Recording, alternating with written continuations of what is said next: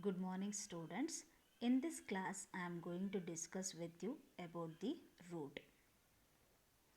Before moving towards the root, first you must know what is morphology. It is the branch of biology which deals with the study of external structure of the plant. Root. Root is defined as positively geotrophic or negatively phototrophic descending vegetative axis of the plant which helps in absorption and anchorage. This is the definition of root. Root is usually defined as the positively geotrophic or negatively phototrophic descending vegetative axis of the plant, and its function is absorption and anchorage. Characteristics of root. Roots are mainly positively geotrophic in nature. That is, roots are usually grows towards the soil, and these are the structure exhibiting negatively phototrophic in condition. That is, they move away from light.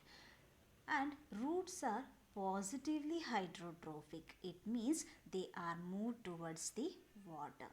This is the nature of root. That is, root is positively geotrophic and positively hydrotrophic, but it is negatively phototrophic in nature. We identified a root by these characteristics, that is, by the absence of nodes and internodes, axillary and terminal buds, and the absence of chlorophyll in it. A root in which, if the nodes and internodes are absent, axillary and terminal buds are absent, chlorophyll is absent, then such part of the plant is considered as the root. Root is having a tip region which is usually protected by a cap-like structure called as root cap, which are usually conical in shape.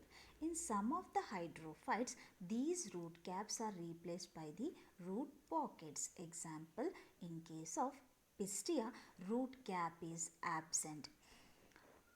Absorption of water and mineral is carried out by the help of unicellular structure called as the root hairs. We know that root bears the hair-like structure called as the root hairs, and its function is absorption of water and minerals. Regions of root. A root comprises of mainly three regions, that is, region of cell formation, region of cell elongation, and the region of maturation. The word itself indicates its meaning, that is, region of cell formation. Here the cell formation is taking place. After cell formation, it shows certain elongation in it. After attaining the elongation, it ends up with maturation. Let us go in detail. The first region is region of cell division. In this pictorial, you observe the region of cell division, and that region is covered by the root cap also. It is the region in the root which comprises of meristematic cells in it. If the meristematic cells are present in that region, then its function is continuous division.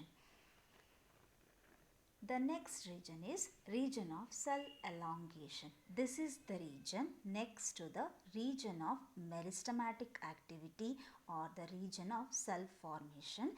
And in this region, there is vertical growth occur in the root so that it pushes the root tip downwards. The third region in the root is the region of maturation. This region is also called as piliferous layer. From this region, the root hairs produces, and also it comprises of conducting tissues in it. And in this region, the lateral roots are also arises from the pericycle region. These are the three regions of the root, that is, region of cell formation, region of cell elongation, region of maturation. Let us move towards the function of root. We all know about the function of root. The main function is it helps for the fixation. Second one is helps for absorption of water and minerals from the soil. Let us move towards the types of root. There are two types of roots. One is the taproot system, another one is the fibrous root system. First discuss about the taproot system. Taproot is develops from the radicle of the embryo. It is also called as primary root. This is the first originated root, so it is called as the primary root, which later give rises the lateral branches. These branches are called as the secondary roots. These secondary roots once again shows the branches, and these branches are called as the tertiary roots. These branches along with the main axis is considered as the taproot system. Primary root, secondary roots, tertiary roots together forms a system of root called as the taproot system. Usually these types of taproot system is seen in case of dicot, and it has the capacity to reach into deeper layer of the soil. Hence these roots are commonly called as the deep feeders. Because they reaches into the deeper layer of the soil, these roots are called as the deep feeders. The next root system is the fibrous root system. These are the root systems which are commonly seen in case of the monocotyledons. Here the roots are arises from the base of the stem.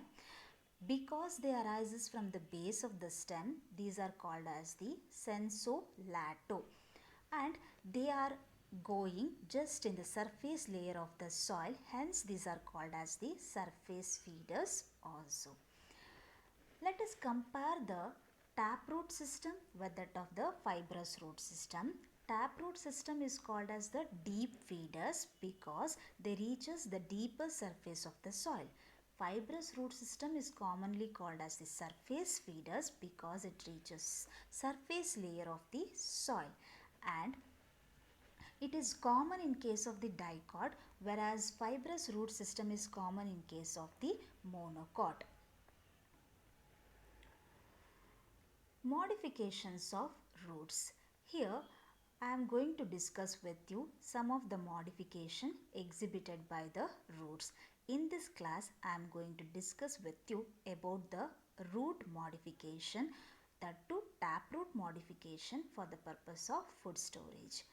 Usually root modification is carried out for different purpose. It is as follows. First one is the food storage, mechanical support for the purpose of vital activities. Modification of taproot. Taproot is modified first for the purpose of food storage. There are mainly three types of modification. One is the fusiform, conical form and the napiform. Let us discuss fusiform root. It is the modification of root which is seen in taproot, where the taproot is swollen in the middle and it tapers at both the ends. Hence it is called as fusiform root. It produces lateral roots on its surface. Both hypocotyl region and taproot stores the food materials in it, which is commonly seen in case of radish. The scientific name is Raphanus sativus. Conical root. It is also the taproot modification in which the top is broader in shape, having the tapering end. It appears like cone shape, hence these roots are called as conical roots, which produces lateral roots on its surface. Hypocotyl region is suppressed in condition. Only root proper stores the food in it. Example, Ducus carota, that is carrot. The third one is napiform root. Taproot is swollen and it appears like spherical in shape. At the end, it tapers like tail. Lateral roots are appears at the base. Hypocotyl and taproot swollen enormously due to the storage of food in it, which is usually seen in case of beta vulgaris, that is beetroot. These are the three types of root seen in case of taproot modification for the purpose of food storage. If the taproot is appear the food storage in the middle, and that condition is called as the fusiform root.